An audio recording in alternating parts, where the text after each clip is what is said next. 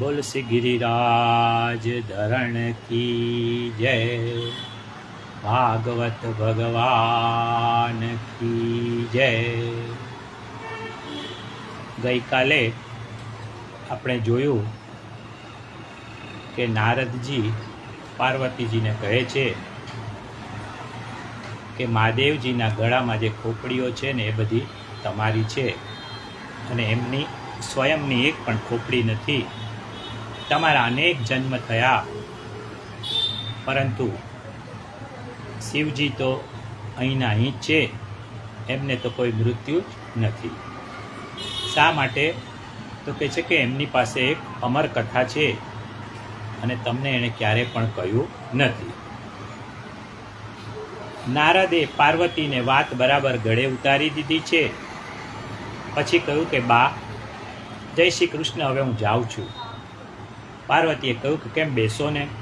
નારદે કહ્યું કે ના ના, મને જવા દો બા. ભોળાનાથને હું આવ્યો હતો ને એ વાત કહેશો નહીં.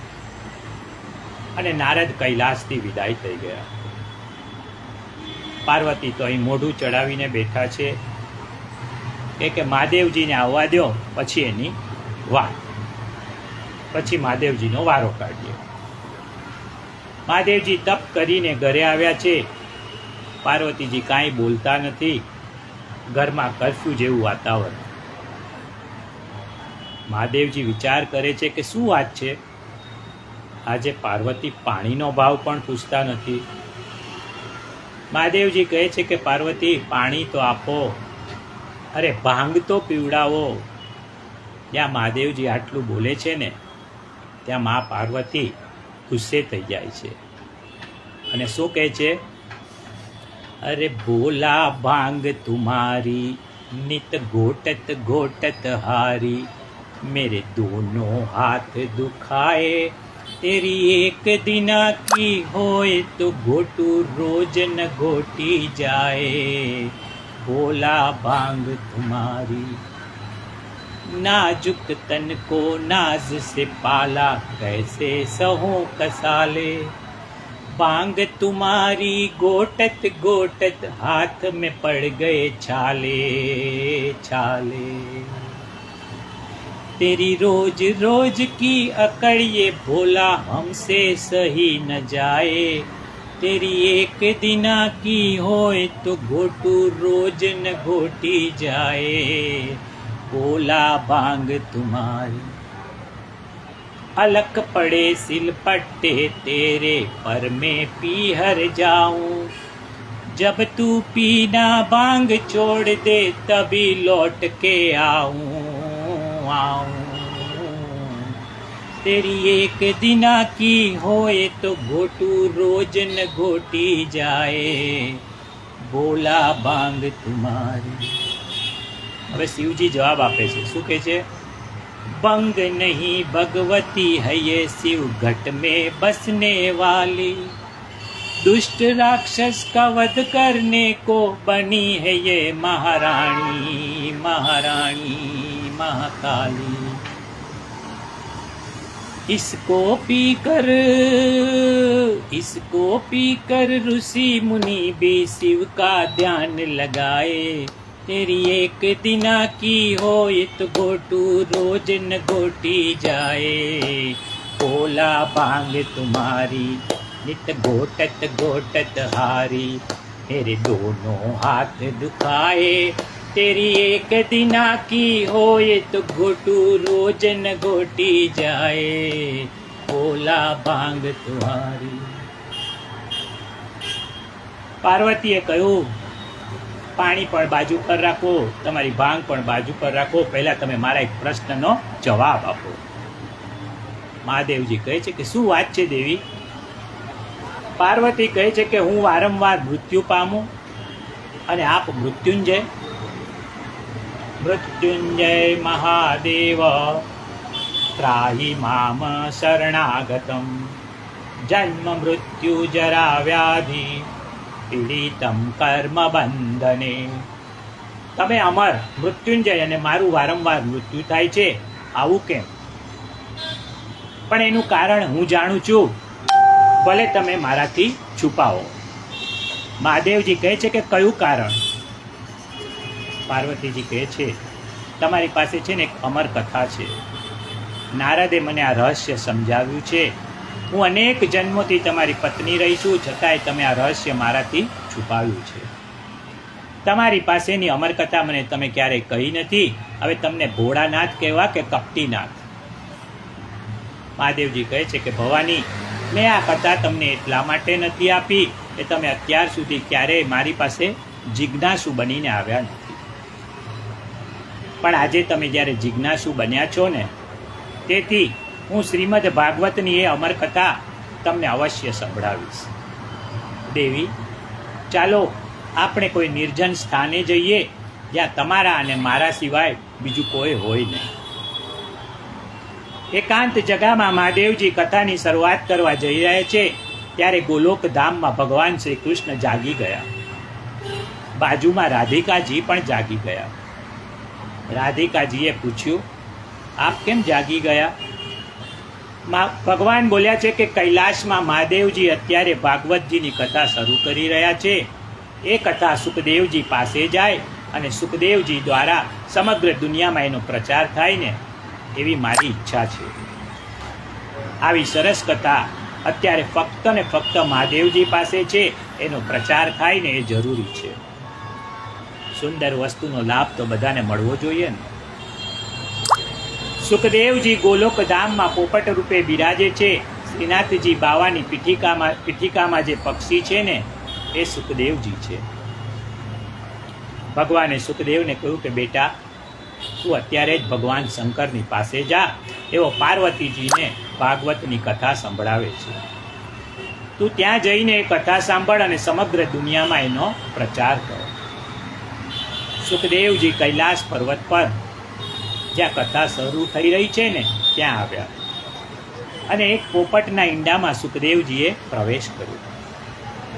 મહાદેવજી કથા કહે છે. કથા કહેતા કહેતા મહાદેવજી તો કથા રસમાં ડૂબી ગયા.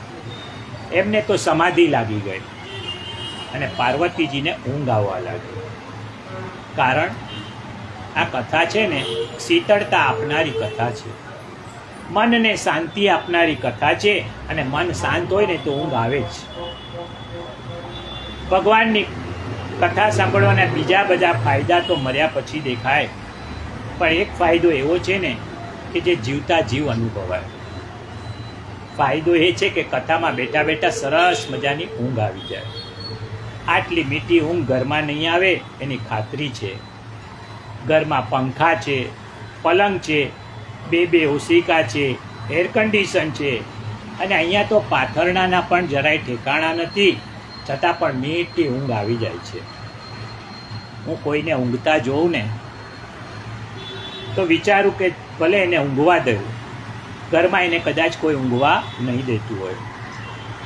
કામ જ એટલા બતાવે ને કે ઊંઘવાનો સમય જ ન મળે, એટલે અહીં કથામાં આવી અને નિરાતે ઊંઘી જાય. પણ એક ખાનગી વાત હું તમને કહી દઉં, કથામાં સૂઈ જનાર બીજા જન્મમાં સાપ થાય અને બાજુમાં બેઠેલો જો એને જગાડે નહીં ને, તો બાજુવાળો બીજા જન્મમાં મદારી થઈ જાય. એટલે જો તમારી આજુબાજુમાં કોઈ કથા સાંભળતા ઊંઘતા દેખાય ને, તો એને જગાડી દેજો. કહેજો કે તારે ભલે સાપ થવું હોય તો તું થજે, પણ મારે મદારી શા માટે બનવું? એટલે જેને મદારી થઈને ડુગડુગી વગાડવી ન હોય ને, તો જ્યારે આજુબાજુવાળાને જગાડતા રહેવું. ભગવાનની કથા જાગવા માટે છે, ઊંઘવા માટે નથી. ખરેખર કથામાં ઊંઘ કેમ આવે છે?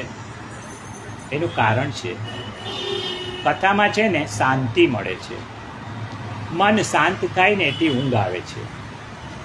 અત્યારનો સમય અશાંતિનો છે. શાંતિ અગર જોઈએ ને તો કથામાં જવું જોઈએ. ત્યાં મન હળવું ફૂલ થઈ જાય છે. પ્રભુની કથા કેવી છે? તો ગોપીજનો ગોપી ગીતમાં કહે છે, તૌ કથામૃતમ તપ્ત જીવનમ કવિબિરીડિતમ કલ્મષાપહમ શ્રવણમંડલમ શ્રીમદાતતમ ભુવિ ગુણંતિ તે ભુરીદાજન. ગોપી ગીતમાં આ સરસ આપેલું છે. ગોપીજનો ગોપી ગીતમાં કહે છે કે તમારી કથા સંતપ્તને શીતળતા આપનારી, કરમાયેલાને ખીલવનારી, ગતાર્થને કૃતાર્થ કરનારી છે. પાપીને નિષ્પાપ, ભયભીતને નિર્ભય, કંકરને શંકર અને મામૂલીને મહાન કરનારી છે. તેથી હે કૃષ્ણ, તમે અમને નહીં મળો ને તો પણ અમે અમારી બાકીની જિંદગી તમારી કથાના આધારે પૂરી કરીશું. ભાગવતની કથા સંસારના તાપથી તપેલાને શાંતિ આપે છે. અહીં ભાગવતની કથા પૂરી થઈ અને મહાદેવજીએ જોયું તો પાર્વતીજી તો ઊંઘતા હતા. મહાદેવજી વિચારમાં પડ્યા, પાર્વતી ઊંઘે છે તો કથા કોણે સાંભળી? અને એટલામાં ઈંડામાંથી સુખદેવજી પક્ષી રૂપે ફર કરતા ઉડી ગયા. મહાદેવજીની દ્રષ્ટિ પડી. એમને થયું કે આ કોઈ અસુર પક્ષી બનીને આ કથા સાંભળી ગયો, એટલે પક્ષીની પાછળ મહાદેવજી ત્રિશૂળ લઈને દોડ્યા છે. પાર્વતીજીએ શંકરનો હાથ પકડ્યો અને કહ્યું કે અરે આ શું કરો છો? શંકરે કહ્યું કે હું પેલા પક્ષીને મારવા જાઉં છું. ત્યારે પાર્વતીએ કહ્યું કે તમે એને મારી નહીં શકો. તમારી અમરકથા એણે સાંભળી હોવાથી એનું મૃત્યુ નહીં થાય. તમારું ત્રિશૂળ એને મારી નહીં શકે. ગોવિંદની ઈચ્છા હતી કે આ કથા સુખદેવજી પાસે જાય અને એનો પ્રચાર થાય ને, તેથી જ આમ બન્યું છે. સુખદેવજી મહારાજ ત્યાંથી ઉડતા ઉડતા હિમાલયમાં વ્યાસજીના આશ્રમમાં આવ્યા. વ્યાસજીના પત્ની અરણી દેવીને બગાસું આવ્યું ત્યારે સુખદેવજીએ પોપટનું શરીર છોડીને અરણીના ગર્ભમાં પ્રવેશ કર્યો. સુખદેવજી 16 વર્ષ સુધી ગર્ભમાં રહ્યા, બહાર આવે જ નહીં. વ્યાસજીએ કહ્યું કે બેટા તું બહાર કેમ નથી આવતો? સુખદેવજીએ ગર્ભમાંથી કહ્યું કે પિતાજી મને બહાર આવવામાં ડર લાગે છે. શેનો ડર છે તને? પિતાજી મને માયાનો ડર લાગે છે. હું બહાર આવું ને અને મને સંસારની માયા વળગે તો? લોકો બધા માયાની ખૂબ વાતો કરતા હોય છે, પણ તમે કોઈ દિવસ માયા જોઈ છે ખરી? હા, કોઈ માયા નામના બહેન જોયા હશે, પણ માયાને જોવી શક્ય નથી. કારણ કે માયાની કોઈ આકૃતિ નથી. આકૃતિ નથી તો દેખાય ક્યાંથી? માયાને જોવાનું શક્ય જ નથી. જે માયાની વાતો આપણે કરીએ છીએ ને એનો અનુભવ ચોક્કસ થાય છે. કઈ રીતે? તેનો જવાબ તુલસીદાસજીએ આપ્યો છે. મેં અરુ મોર તોરતે માયા, જે હિ બસ કિન્હ જીવ નિકાયા. રામચરિત માનસમાં ચોપાઈ છે.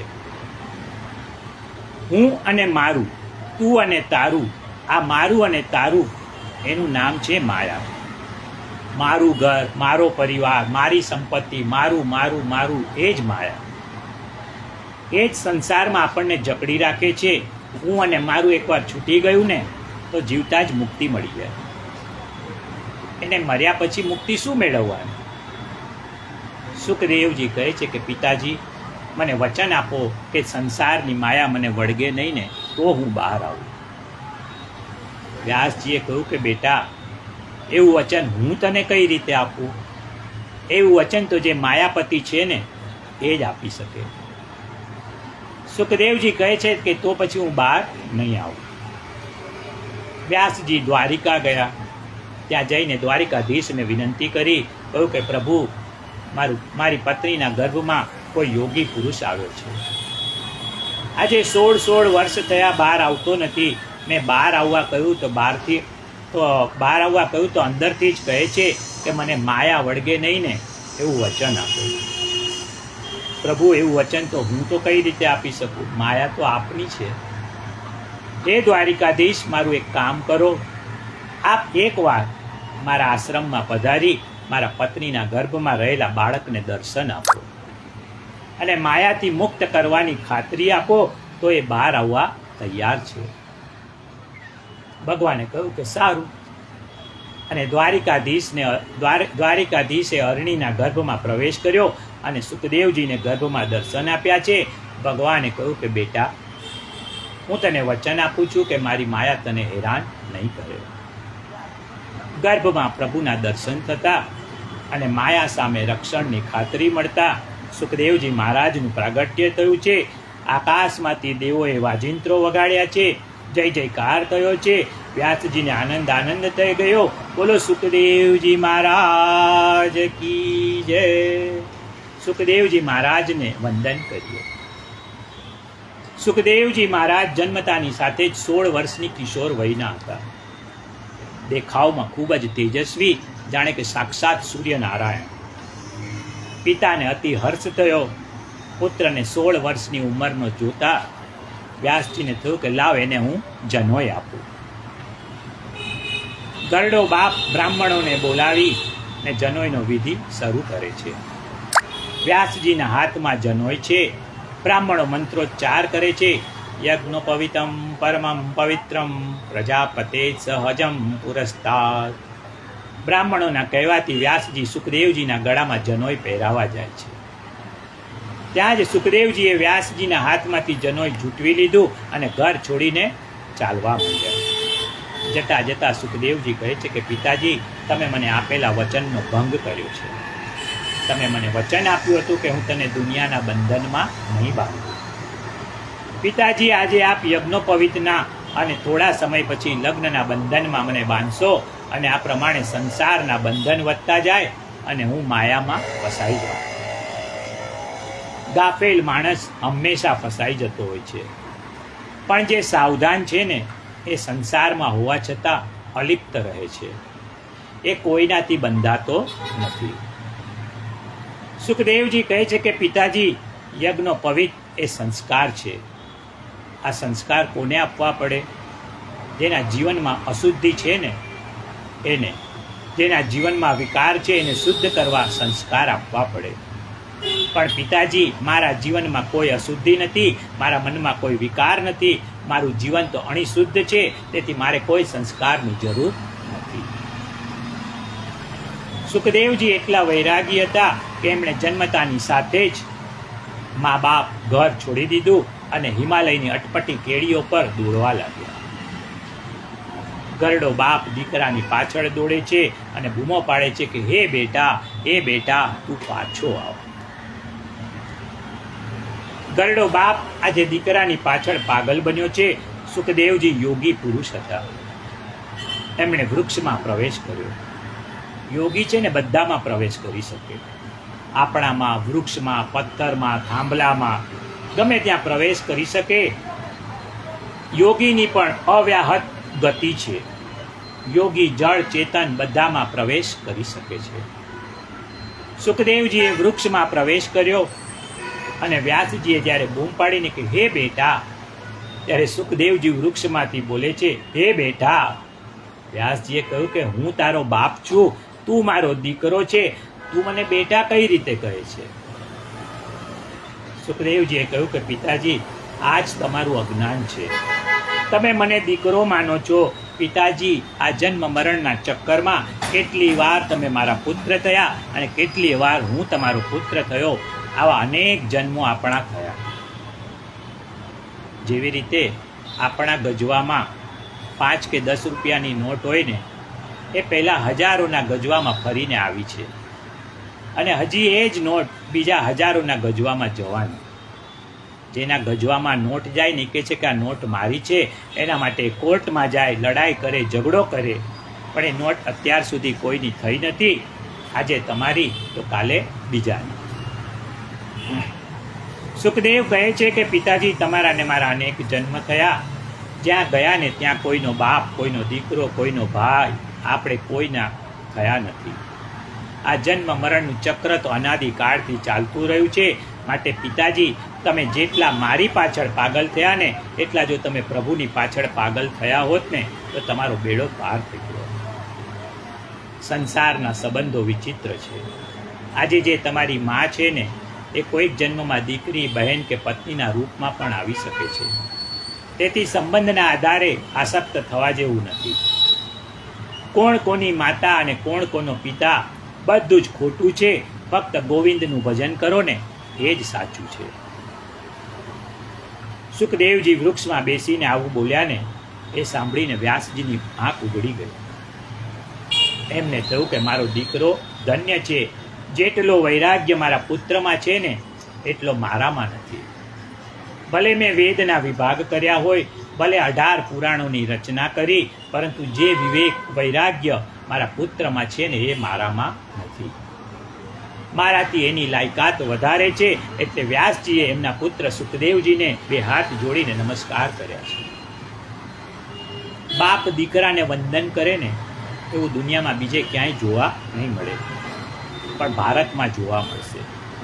આપણી સંસ્કૃતિ મહાન છે. અહીં વ્યક્તિની પૂજા ઉંમરના આધારે નથી થતી, પણ એના સદ્ગુણ, જ્ઞાન અને વૈરાગ તપથી થાય છે. વ્યાસજી વંદન કરે છે અને સુખદેવજી ત્યાંથી વિદાય થઈ જાય છે.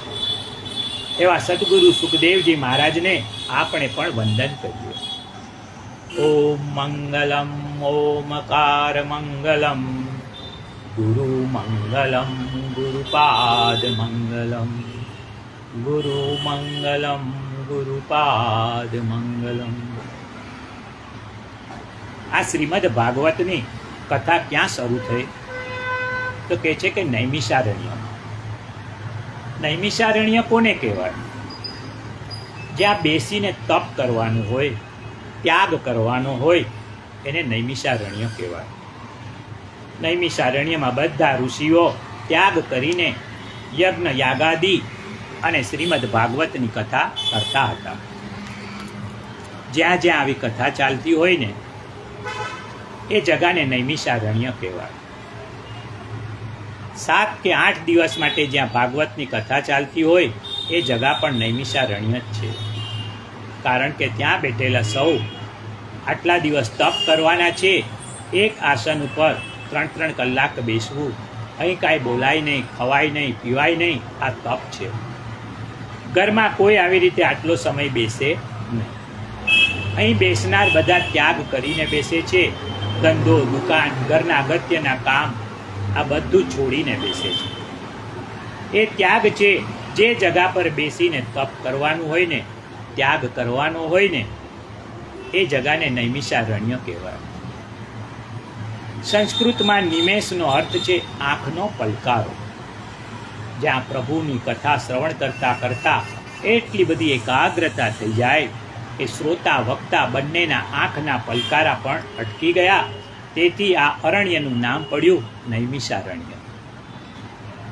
નૈમિષારણ્યનો અર્થ એ છે કે જ્યાં મનનું ચક્ર સ્થિર થાય ને એનું નામ નૈમિષારણ્ય. અહીં વક્તા કોણ છે? તો કે વક્તા છે સૂત પુરાણી. સૂત પુરાણી કેવા છે? તો કે બહુ બુદ્ધિશાળી છે. જેમને 4 લાખ શ્લોક કંઠસ્થ હતા, મોઢે હતા. આપણને અહીં ગીતાના 4 શ્લોક યાદ રહેતા નથી, યમનાષ્ટકના 8 શ્લોક યાદ રહેતા નથી, જ્યારે સૂતજીને 4 લાખ શ્લોક કંઠસ્થ. 18 પુરાણોના શ્લોક થાય છે. 3 લાખ અને 1 લાખ શ્લોકનું મહાભારત. આ તમામ 4 લાખ શ્લોક સૂત પુરાણીજીને મોઢે હતા. એમને કોઈ પણ કથા કરવી હોય ને તો એમને કોઈ પોથીની જરૂર જ નહીં, બધું જ કંઠસ્થ મોઢે. કથા સાંભળનાર સૌનક મુનિ કેવા હતા? તો કહે છે કે કથા સાંભળવામાં કુશળ. કુશળ કોને કહેવાય? કઈ વ્યક્તિને કુશળ કહેવાય? કઈ સ્ત્રીને કુશળ કહેવાય? સ્ત્રી એ કુશળ કહેવાય કે જે 11 વાગે રસોઈ તૈયાર કરવાની હોય ને અને 10:30 વાગે તૈયાર કરી દે. કેટલીક બહેનો 11 વાગે રસોઈ જોઈએ ને તો 11:15 તો પહેલાં ચૂલો સળગાવે. એને કુશળ ન કહેવાય. કુશળ વ્યક્તિ એ કહેવાય કે જે મૃત્યુ આવતા પહેલાં જેણે બધી તૈયારી કરી લીધી છે, ભક્તિનું ભાથું જેણે બાંધી લીધું છે, સત્કર્મનું ભાથું બાંધીને તૈયાર છે. કહે છે કે મૃત્યુ ગમે ત્યારે આવે, આ વ્યક્તિ કુશળ છે. એક શેર યાદ આવે છે. ગાદલા બિછાવવામાં રાત વહી ગઈ અને સુવાનું તો રહી ગયું. બીજા બધા કામોમાં જિંદગી પૂરી થઈ ગઈ અને કરવાનું કામ હતું એ તો રહી ગયું. હોશિયાર એ છે કે મૃત્યુ આવતા પહેલાં જે કરવાનું છે ને એ કરીને તૈયાર છે. ભલે આ મિનિટે મૃત્યુ આવે તો પણ એ બધી રીતે તૈયાર હોય. જેમ ટ્રેન આવતા પહેલાં આપણે કેવા વહેલા પ્લેટફોર્મ પર પહોંચી જઈએ છીએ, પછી ટ્રેન ભલે ને ગમે ત્યારે આવે. સૌનક મુનિ કુશળ છે. એમણે સુત પુરાણીને પ્રશ્ન પૂછ્યો, સુતજી, આપ સૂર્ય જેવા તેજસ્વી છો મહારાજ. એક કામ કરો, અમને એવી કથા સંભળાવો જે અમારા કાન માટે રસાયણ હોય. આ રસાયણ શું છે? ભગવાનનું નામ છે ને, એ રસાયણ છે. અને ભગવાનની કથા પણ રસાયણ છે. રસાયણ એટલે જે શરીરનો રોગ દૂર કરે અને જે ભવ રોગ દૂર કરે ને, એ રસાયણ કહેવાય. અમદાવાદમાં સંત પુનિત થઈ ગયા. એમણે જનકલ્યાણ માસિક શરૂ કર્યું. મૂળ ધોળકા ધંધુકાના બ્રાહ્મણ હતા અને સ્ટેશન પર કુલીનું કામ કરતા હતા. સિગરેટ ખૂબ પીતા. અપૂરતો ખોરાક અને વધારે સિગારેટ પીવાથી એમના ફેફસા ખરાબ થઈ ગયા. ડૉક્ટરને દેખાડ્યું ત્યારે ખબર પડી કે એમને તો 3rd સ્ટેજનો ટીબી છે. ડૉક્ટરે કહ્યું કે હવે દવામાં કરવાનો કોઈ અર્થ નથી, દવાના પૈસા બગાડશો નહીં, તમે 6 મહિનાના જ મહેમાન છો. પુનિત મહારાજે ઘરે જઈને વિચાર કર્યો, હવે ઘરમાં બેઠા બેઠા મૃત્યુની રાહ જોવાની અને ખોટા વિચારો કરવાનો કોઈ અર્થ નથી. એવામાં બાજુની પોળમાં ભાગવતની કથા ચાલતી હતી. પુનિત મહારાજ કથામાં ગયા. એ વખતે મહારાજ હનુમાનજીનો કોઈ પ્રસંગ કહી રહ્યા હતા. એમાં હનુમાન ચાલીસાની ચોપાઈ એમણે સાંભળી. રામ રસાયન તુમરે પાસા, સદા રહો રઘુપતિ કે દાસા. શ્રી રામ જય જય રામ, શ્રી રામ જય જય રામ. ગાદી પરથી મહારાજે સમજાવ્યું કે રામનું નામ તો રસાયણ છે, જે સેવન કરે ને એના શરીરનો રોગ દૂર થાય અને ભવ રોગ પણ જાય. પુનિત મહારાજ તો આ સાંભળીને ઊભા થઈ ગયા. મનમાં વિચાર કર્યો કે હવે કથા નથી સાંભળવી. ઘેર જઈ અને શ્રી રામ જય જય રામ, શ્રી રામ જય જય રામ, એને અખંડ જાપ શરૂ કરી દીધા. હરતા ફરતા સૂતા બેસતા શ્રી રામના જપ ચાલુ જ હતા. 6 મહિનામાં તો લાખો જપ થઈ ગયા. 1 વર્ષ પછી પાછા ડૉક્ટર પાસે ગયા. ડૉક્ટરે એક્સરે જોયો અને કહ્યું કે ભાઈ, તમે કયા ડૉક્ટરની દવા લીધી?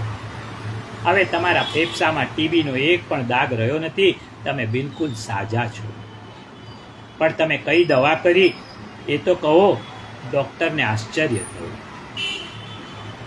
ત્યારે પુનિત મહારાજ બોલ્યા, સાહેબ, કામ રસાયન તુમરે પાસા, સદા રહો રઘુપતિ કે દાસા. શ્રી રામ જય જય રામ, શ્રી રામ જય જય રામ.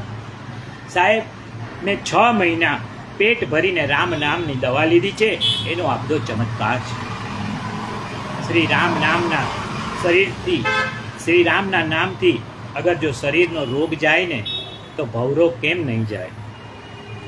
પુનિત મહારાજ તો પૂરી ઉંમર સુધી રસાયણ પીતા રહ્યા અને લોકોને પાતા રહ્યા. પણ થોડા દિવસ પછી એ ડૉક્ટર આ દુનિયા છોડીને ચાલ્યા ગયા.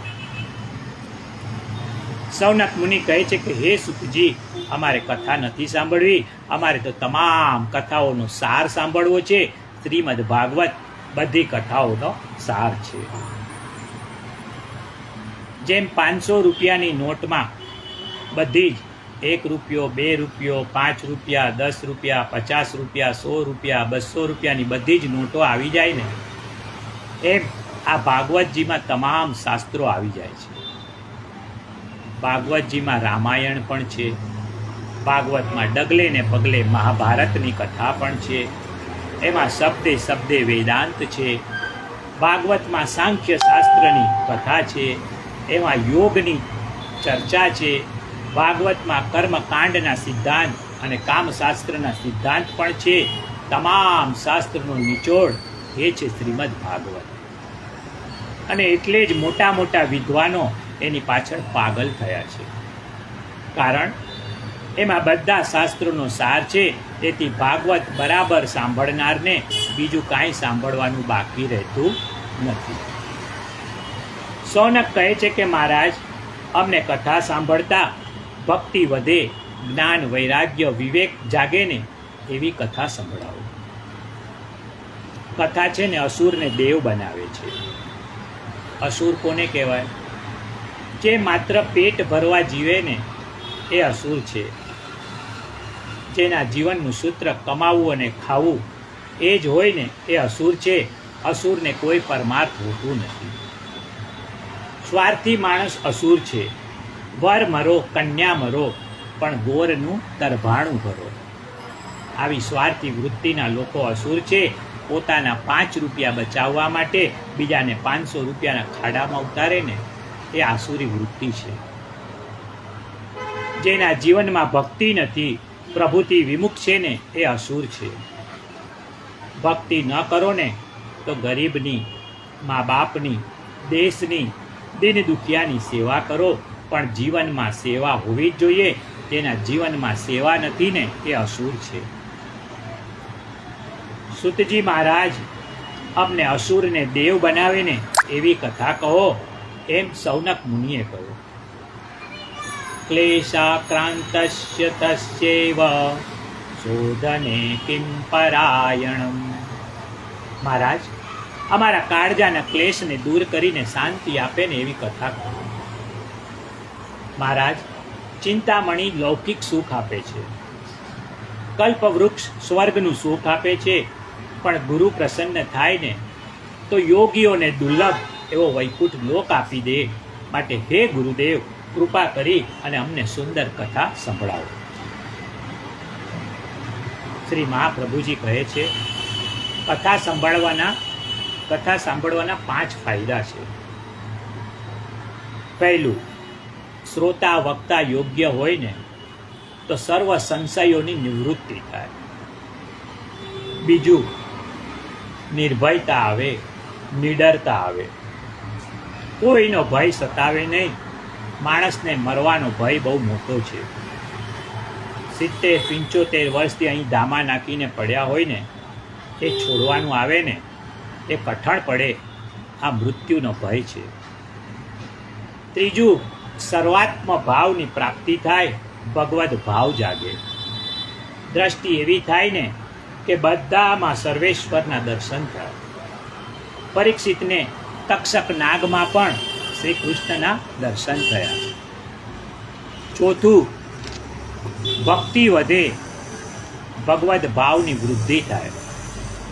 અને પાંચમું, ઠાકોરજીની પ્રાપ્તિ થાય. ભાગવતની કથા આ 5 ફળ આપનારી છે. સુતજીએ કહ્યું કે હે સોનક, ભગવાન માટે તમને પ્રેમ છે, માટે હું તમને જન્મ મૃત્યુના ભયને દૂર કરનારી અને તમામ સિદ્ધાંતોના નિષ્કર્ષ જેમાં છે ને એ ભાગવતની કથા સંભળાવું છું. શ્રોતામાં 3 વસ્તુઓ હોવી જોઈએ. એક તો જિજ્ઞાસા. કંઈક જાણવાની જિજ્ઞાસા હોય ને તો જ કથામાં રસ પડે. કેટલાક તો જણા એવું કહેતા હોય છે, એકની એક કથા વારંવાર શું સાંભળવાની, ખોટો સમય બરબાદ કરવો. પરંતુ આપણે રોજે રોજ કેટલીય નકામી વાતો વારંવાર કરીએ છીએ, ત્યારે સમય બરબાદ નથી થતો. બીજું, શ્રોતામાં શ્રદ્ધા હોવી જોઈએ.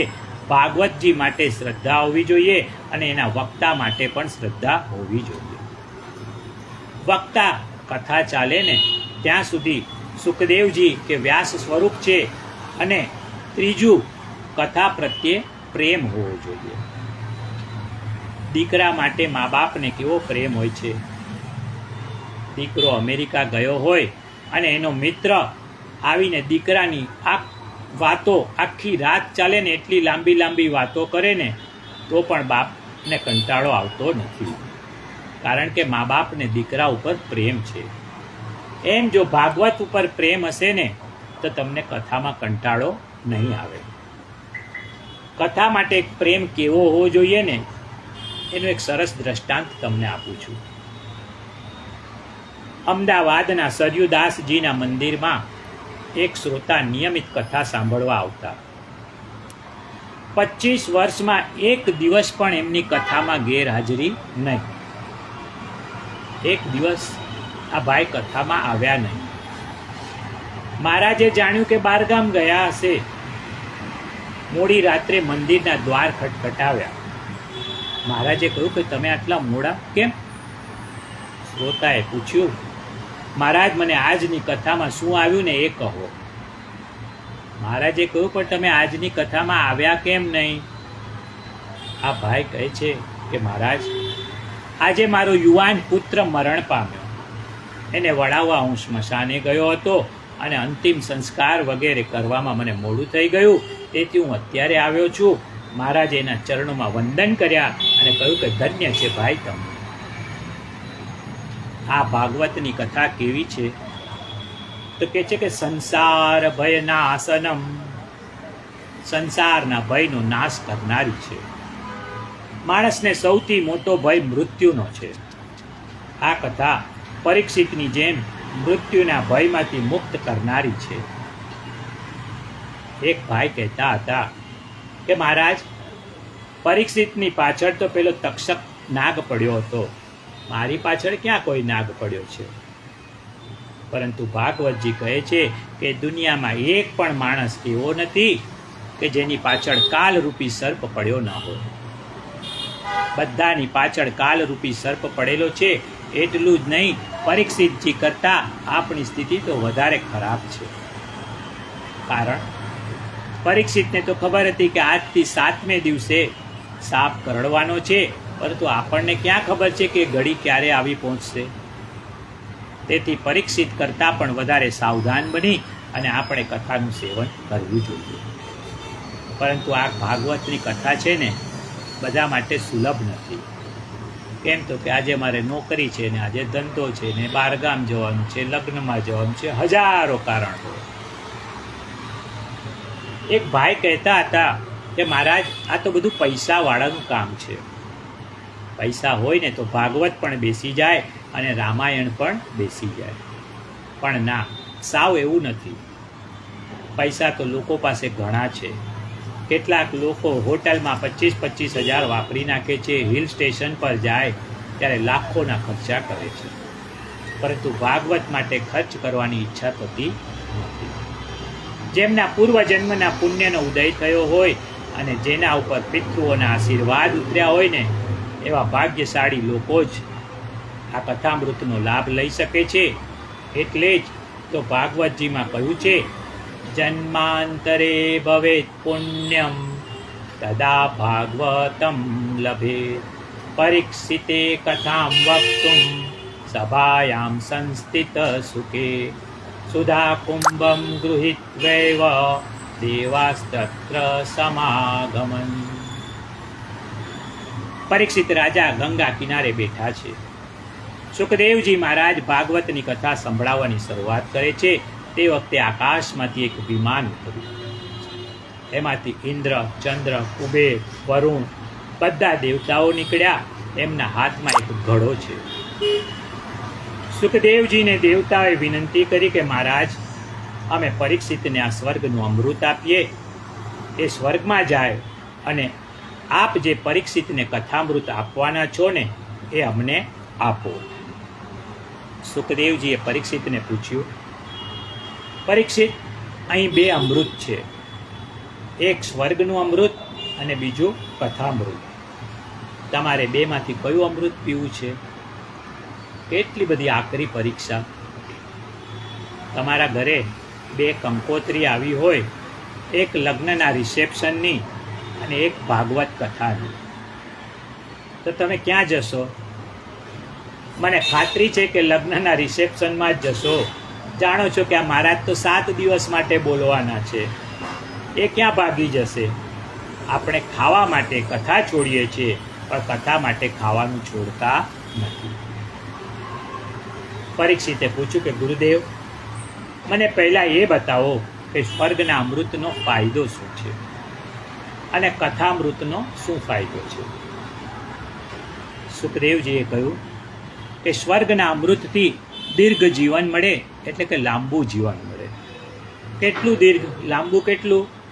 તો કે 4,32,000 વર્ષનું લાંબુ આયુષ્ય મળે.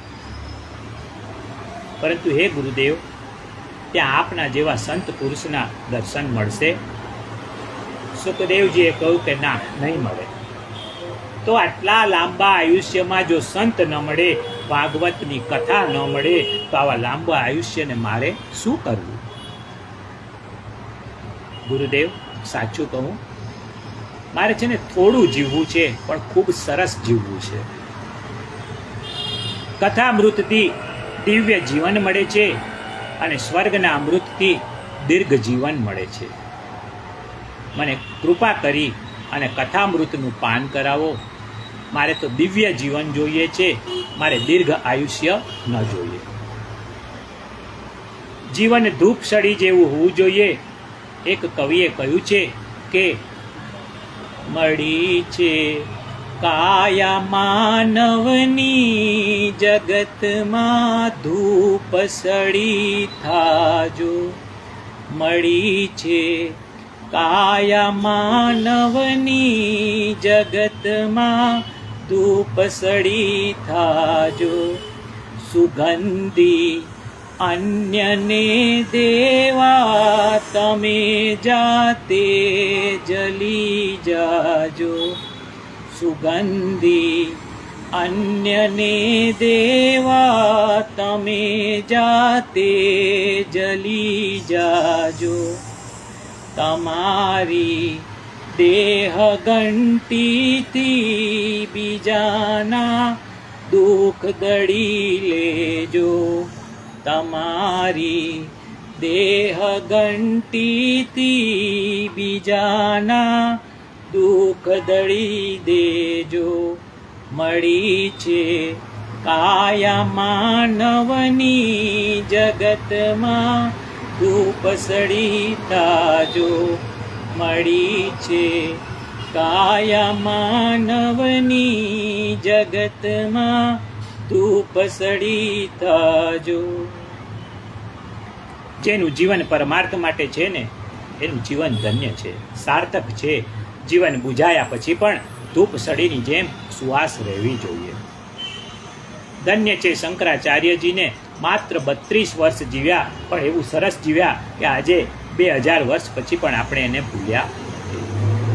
ધન્ય છે વલ્લભાચાર્યજીને 52 વર્ષ જીવ્યા, આજે 500 વર્ષ પછી પણ આપણે એમને ભૂલ્યા નથી. અને ધન્ય છે જ્ઞાનેશ્વરને, જેઓ માત્ર ને માત્ર 22 વર્ષ જીવ્યા, પણ આજે હજારો વર્ષ થયા, આપણે એમને ભૂલ્યા નથી. આ દુનિયામાં વધારે પડી રહેવામાં સાર નથી.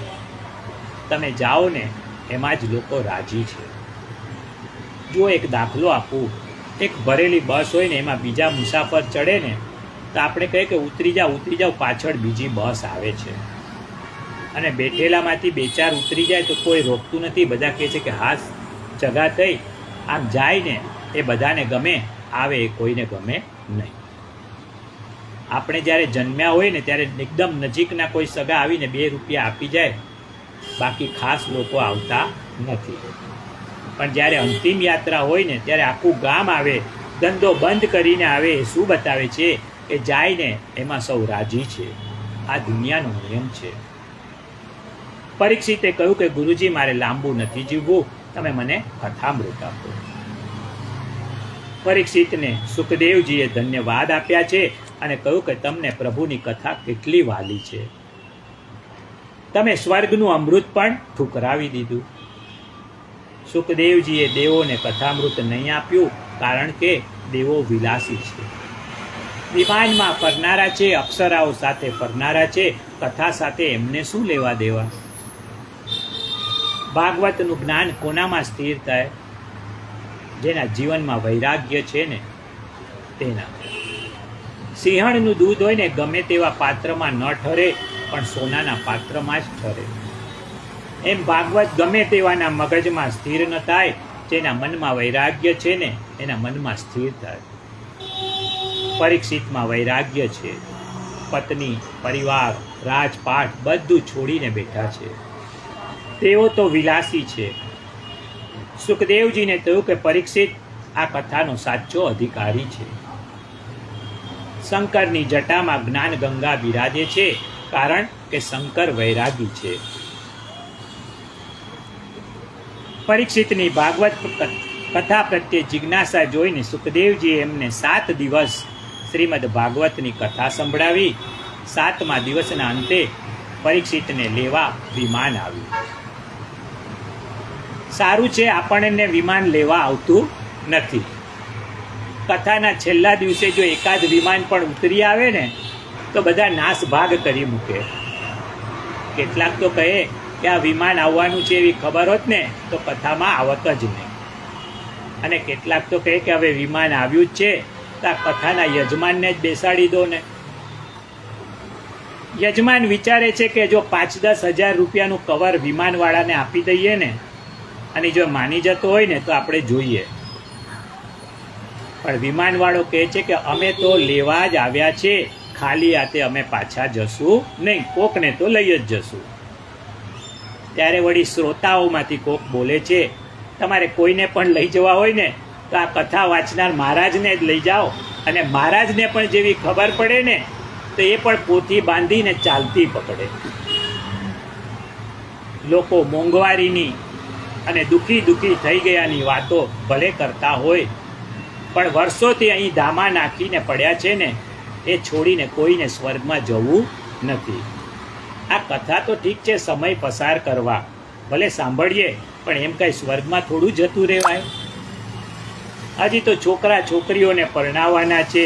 કોઈ કહે છે કે હમણાં જ હજી નવો ધંધો કર્યો છે, એમ કાંઈ રસ્તામાં પડ્યા છે કે વિમાનમાં બેસીને સ્વર્ગમાં જતા રહીએ. પરંતુ પરીક્ષિતને આવું કાંઈ ન થયું. એ તો કથાના અંતે વિમાનમાં બેસીને ચાલ્યા ગયા. પરીક્ષિતને લઈને વિમાન જ્યારે બ્રહ્મલોકમાં આવ્યું ને ત્યારે બ્રહ્માજીએ પરીક્ષિતને પૂછ્યું, તમે એવું તો શું કર્યું કે તમને ફક્ત 7 જ દિવસમાં મુક્તિ મળી? પરીક્ષિતે કહ્યું, મેં શ્રીમદ ભાગવતની કથા સાંભળી. બ્રહ્માજી કહે છે કે આવી મુક્તિદાતા ભાગવતની કથા સ્વર્ગલોકમાં નથી. સ્વર્ગમાં બધું મળે પણ ભાગવત ન મળે. બ્રહ્માજીએ એમના પુત્રો સનત કુમારોને કહ્યું કે તમે હજારો વર્ષથી પ્રાણાયામ અને યોગ સાધના કરો છો, છતાં તમને મુક્તિ મળી નથી. તમે પણ પૃથ્વી પર જઈ અને ભાગવતની કથા સાંભળો. સનત કુમારો બદ્રિકાશ્રમ આવ્યા. બદ્રિકાશ્રમને વિશાલા ક્ષેત્ર પણ કહે છે. સ્કંદ પુરાણમાં કથા છે કે ભગવાન બદ્રીનારાયણ વિશાલ રાજાને ત્યાં પધાર્યા હતા. ભક્તને માટે ભગવાન પધારે ને એ ધન્ય છે. બદ્રીનારાયણ જગતને તપ અને ધ્યાનનો આદર્શ આપે છે. હું ઈશ્વર છું છતાં પણ ધ્યાન ધરું છું. તપ વિના કોઈને શાંતિ મળતી નથી. બદ્રીનારાયણના મંદિરમાં લક્ષ્મીજીની મૂર્તિ બહાર છે. એનું કારણ એ છે કે સ્ત્રી પુત્રો તપમાં બાધારૂપ છે. આ સ્થાનનું નામ બદ્રીનારાયણ કેમ પડ્યું? ભગવાન ગોલોક ધામમાંથી તપ કરવાની ઈચ્છાથી નીકળ્યા. લક્ષ્મીજીએ પૂછ્યું કે ક્યાં જાઓ છો? ભગવાને કહ્યું કે તપ કરવા. લક્ષ્મીજી કહે છે કે મને સાથે લઈ જાઓ. ભગવાન કહે છે કે હું તપ કરવા જાઉં છું, ત્યાં તમારું શું કામ છે? હું તો એકલો જ જઈશ. અને નારાયણ હિમાલયમાં આવીને તપ કરવા બેઠા છે. લક્ષ્મીજી ગોલોક ધામમાંથી જુએ છે તો નારાયણના ઉપર સૂર્યનો તડકો પડતો હતો. લક્ષ્મીજીએ વિચાર્યું કે નારાયણને તપમાં પરિશ્રમ પડી રહ્યો છે, એટલે લક્ષ્મીના રૂપમાં ન આવ્યા, પણ ભગવાન તપ કરતા હતા ને એમની પાછળ બોરડીનું ઝાડ બનીને છાંયડો કર્યો. સંસ્કૃતમાં બોરડીના ઝાડને બદરી વૃક્ષ કહે છે, એટલે હિમાલયની એ જગાનું નામ પડ્યું બદ્રીનારાયણ. સનત કુમારો બદ્રિકાશ્રમ આવ્યા, પણ એમને અહીં કોઈ વક્તા મળ્યો નહીં, એટલે 4માંથી એક સનત કુમાર વક્તા બન્યા અને બીજા 3 શ્રોતા બન્યા. સુત પુરાણી કહે છે કે સનત કુમારો કથાની શરૂઆત કરતા હતા એટલામાં ત્યાં એમણે દૂરથી નારદજીને જોયા. શ્રીમન નારાયણ નારાયણ નારાયણ, શ્રીમન નારાયણ નારાયણ નારાયણ, બદરી નારાયણ નારાયણ નારાયણ, બદરી નારાયણ નારાયણ નારાયણ, લક્ષ્મી નારાયણ નારાયણ નારાયણ, લક્ષ્મી નારાયણ નારાયણ નારાયણ, સત્ય નારાયણ નારાયણ નારાયણ, સત્ય નારાયણ નારાયણ નારાયણ, શ્રીમન નારાયણ નારાયણ નારાયણ, શ્રીમન નારાયણ નારાયણ નારાયણ. દેવર્ષિ નારદ સનત કુમારો પાસે આવ્યા ત્યારે ખૂબ ઉદાસ હતા, ચિંતાતુર હતા. મહાપુરુષોને ચિંતા થાય ને ત્યારે દુનિયાને તેમાંથી લાભ થાય છે. મહાપુરુષોના વિષાદથી દુનિયાને ફાયદો છે. અર્જુનને મહાભારતના યુદ્ધ વખતે વિષાદ થયો, એના કારણે દુનિયાને ગીતા મળી. શ્રી રામને વિષાદ થયો અને વશિષ્ઠ ઋષિએ જે જ્ઞાન આપ્યું ને તેથી યોગ વશિષ્ઠનો દિવ્ય ગ્રંથ દુનિયાને મળ્યો. ભગવાન વેદ વ્યાસને વિષાદ થયો ત્યારે નારદજીએ એમને શ્રીમદ ભાગવત કથામૃતનું દાન કર્યું, જે 18 પુરાણોમાં સર્વોપરી છે. લોકો માટે કલ્યાણકારી ભગવદ પ્રાપ્તિ કરાવનાર છે. શ્રી વલ્ભાચાર્યજીને વિષાદ થયો કે જીવ પરમાત્માથી વિખૂટો પડી ગયો છે. શ્રી વલ્લભની સામે શ્રીજી પ્રગટ થયા અને બ્રહ્મ સંબંધનો મંત્ર આપ્યો. તેના દ્વારા દોષયુક્ત માણસને પણ મોક્ષ મળે છે. ચિંતાતુર નારદજીનો ચહેરો જોઈ અને સનત કુમારો બોલ્યા છે. સનત કુમારોએ પૂછ્યું કે હે બ્રહ્મન, તમે ઉદાસ કેમ છો? ચિંતાતુર કેમ છો?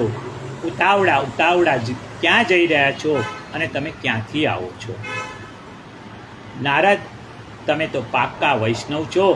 વૈષ્ણવ છે ને 2 કામ ન કરે, એક તો સંગ્રહ ન કરે ને બીજું ચિંતા ન કરે. અરે લોકો 7 પેઢીનું ભેગું કરે છે. એક શેઠે મુનિમને પૂછ્યું, આપણી સંપત્તિ કેટલી? મુનિમે કહ્યું કે 7 પેઢી ચાલે ને એટલી. શેઠ રડવા બેઠા. મુનિમે પૂછ્યું કે કેમ રડો છો? શેઠ કહે છે કે મારી 8મી પેઢી ભૂખે મરશે, આ ખોટી ચિંતા કરે છે. નારદ, તમે ચિંતા ન કરો. જે સ્ત્રીના માથે પતિ હોય ને એ ચિંતા કરતી નથી, તો આપણા માથે તો 1000 હાથવાળો ઠાકોરજી બેઠો છે. અલૌકિક પતિ છે. જીવનનો ભાર પ્રભુના ચરણમાં સમર્પિત કર્યો છે. પછી આપણે ચિંતા શેની? બ્રહ્મ સંબંધ લીધા પછી વૈષ્ણવો ચિંતા કરતા નથી. જેને ભગવાન ઉપર ભરોસો હોય ને એ 3 જન્મનું ભેગું ન કરે. વિશ્વાસ જોઈએ કે જેણે આપણને આપ્યું છે ને એ આપણા સંતાનોને ભૂખે નહીં મારે. મહાભારતના યુદ્ધ વખતે અર્જુન ઊંઘતો હતો. એને ખબર છે, એને વિશ્વાસ છે કે શ્રી કૃષ્ણને મારી ચિંતા છે. મેં તો જીવન રથની દોરી શ્રી કૃષ્ણના હાથમાં સોંપી દીધી છે. મારે ફિકર કેમ કરવી? હું તો શરણાગત છું. હવે સનત કુમારોએ જે નારદને પ્રશ્ન પૂછ્યો છે, નારદ જે જવાબ આપે છે તે આપણે આવતીકાલે જોશું. આજ માટે આ કથાને અહીં વિરામ આપીએ. સૌને જય શ્રી કૃષ્ણ, જય શ્રી કૃષ્ણ, જય શ્રી કૃષ્ણ.